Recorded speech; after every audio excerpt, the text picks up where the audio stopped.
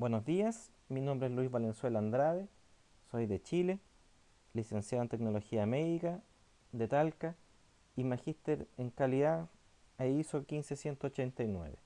Llevo trabajando en el área de calidad más de 15 años en distintas empresas y hoy quiero hablarles sobre las especificaciones de calidad y cómo poder hacer una elección correcta de ellas. Quiero partir mostrando esta imagen donde quiero retratar los distintos límites de velocidad en el mundo. Tenemos lugares donde existen límites de 45 kilómetros de velocidad, como por ejemplo en lo que ocurre en Bolivia, en el sector de Yungas, en la carretera de la muerte, y otros lugares donde no existe el límite de velocidad, como es en Alemania, algunas zonas de Australia. ¿Y qué es lo que quiero graficar con esto? Que todo va a depender de dónde estemos situados. Si estoy en Bolivia, por ejemplo, mi límite de velocidad va a ser uno, pero si estoy en Alemania va a ser otro. Y dependiendo de mi ubicación va a ser la especificación que yo tenga. Lo mismo lo quiero llevar al laboratorio clínico. Va a ser la realidad que yo tenga en mi laboratorio, mi aire acondicionado, mi equipamiento, mi personal, el entrenamiento que recibió mi personal para poder saber qué especificaciones de calidad son las más adecuadas para fijar en mi laboratorio. Sabemos que son varias las especificaciones de calidad que podemos elegir.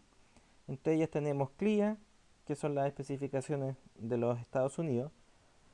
Tenemos especificaciones como CAP, especificaciones como RICAS y especificaciones como UCANECAS, que son especificaciones de controles de calidad externo, son recomendaciones. Tenemos especificaciones del RCPA, que es del Real Colegio de Patólogos de Australasia. Tenemos especificaciones del RILIVAC, que son especificaciones de Alemania.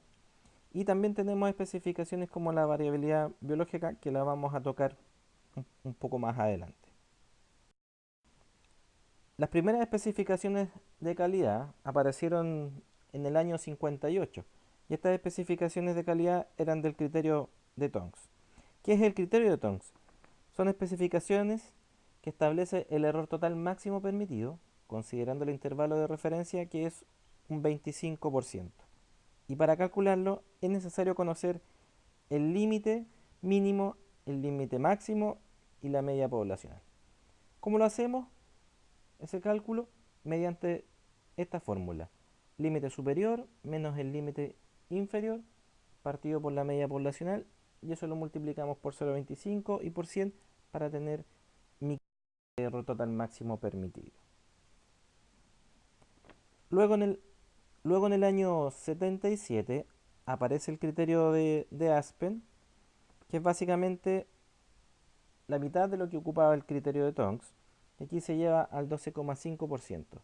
Y la fórmula para hacer este cálculo es la misma fórmula, pero en vez de 0,25, aquí ocupamos 0,125.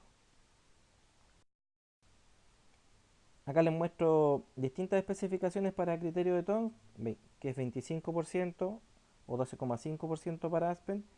Y tenemos valores mínimos, tenemos valores de media, tenemos el valor máximo.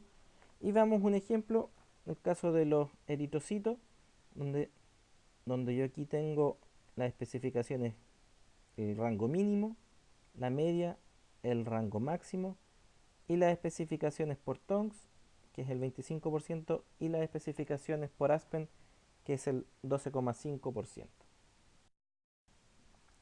Si seguimos avanzando en el tiempo, en el año 88 aparece CLIA, las regulaciones CLIA, y el año pasado Wesker en su página escribió un artículo sobre las nuevas regulaciones CLIA, que salió esta publicación el año 2015.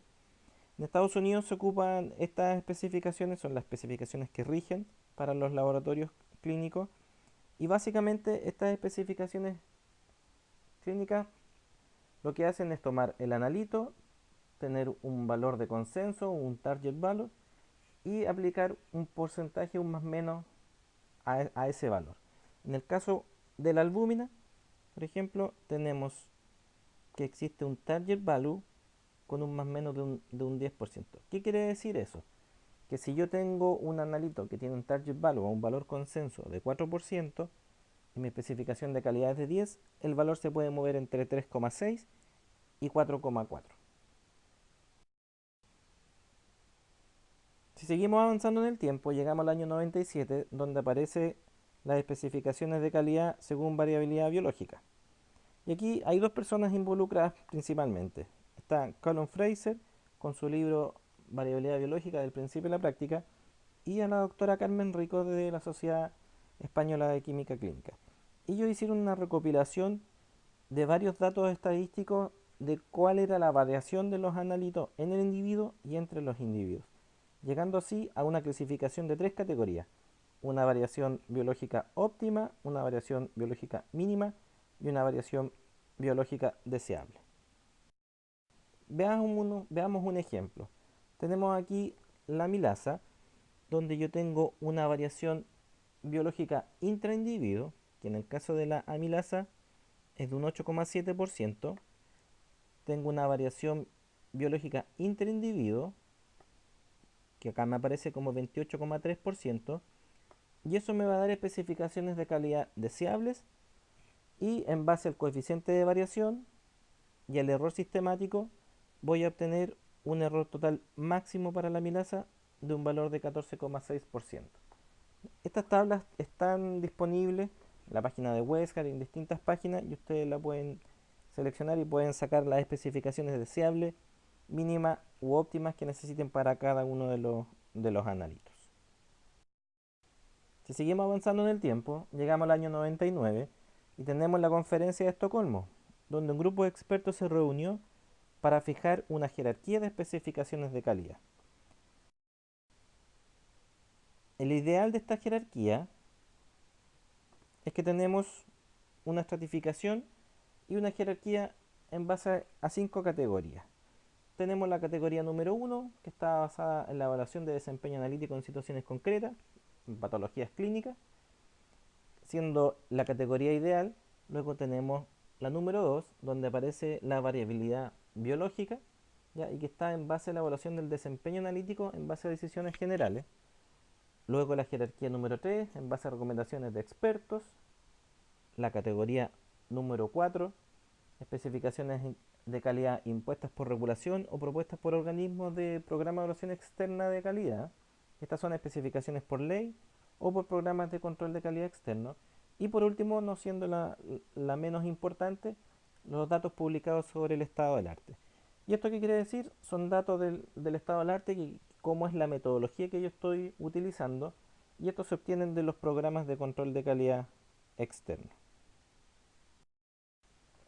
Luego, en el año 2014, 15 años después de Estocolmo, fue la conferencia de Milán. Y en esta conferencia de Milán los expertos se vuelven a reunir ahora para poder fijar una nueva categorización. Y a lo que se llegó fue a lo siguiente. De las categorías que teníamos, de las 5 categorías, se bajó solo a 3. Se eliminó la tercera categoría y se eliminó la cuarta categoría. Y se dejaron solamente 3 categorías. Y en la quinta categoría es donde se incorporaron algunos elementos de la tercera y de la cuarta categoría. ¿Cuál es lo importante aquí? Que lo ideal siempre sigue siendo la primera y la segunda categoría, especificación en base a una patología clínica o especificación en base a variabilidad biológica. Y lo menos deseable, pero lo más correcto, es lo del estado del arte, porque esto es la realidad. Es con la realidad que yo me voy a encontrar en el laboratorio clínico. Lo importante es no arrancar de las especificaciones de calidad como aparece ahí el gato Félix. Entonces, para poder saber qué especificación de calidad utilizar, les recomiendo que hagamos el siguiente pequeño ejercicio. Vamos a recordar primero qué es el error total, ¿no es cierto? Donde tenemos que es la suma del error aleatorio con el error sistemático.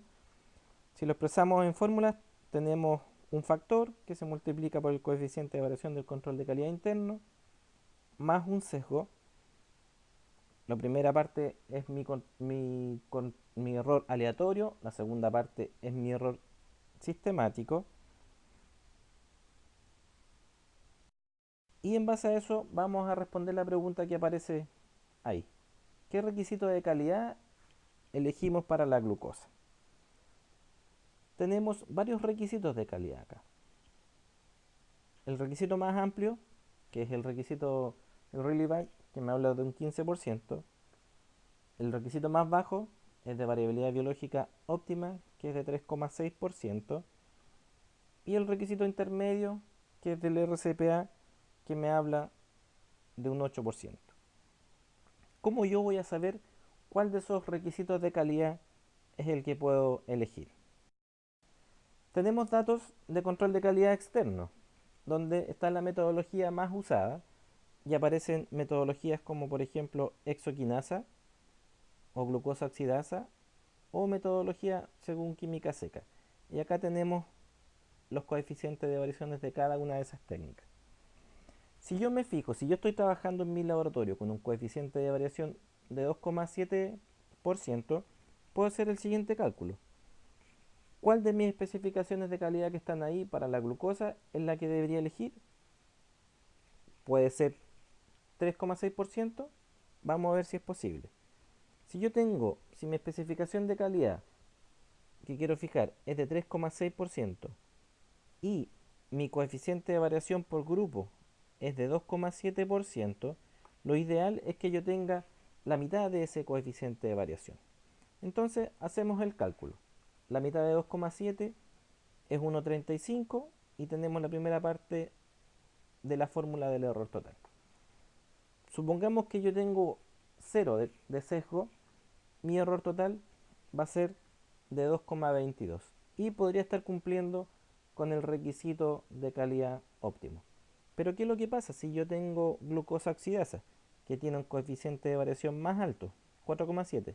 Obviamente no voy a poder estar cumpliendo con mi requisito de calidad de 3,6% y tendría que buscar un requisito de calidad mayor, que en este caso podría ser el deseable, que es de 7,2%. Entonces todo va a depender de cómo es la realidad de mi laboratorio, cuál es el equipamiento con el que estoy trabajando, cuáles son mis coeficientes de variación, y de esta forma vamos a lograr trabajar en base a la realidad técnica. Bueno, espero que haya sido de utilidad lo que les he presentado. Todas las consultas las pueden hacer llegar a mi correo o a través de Random.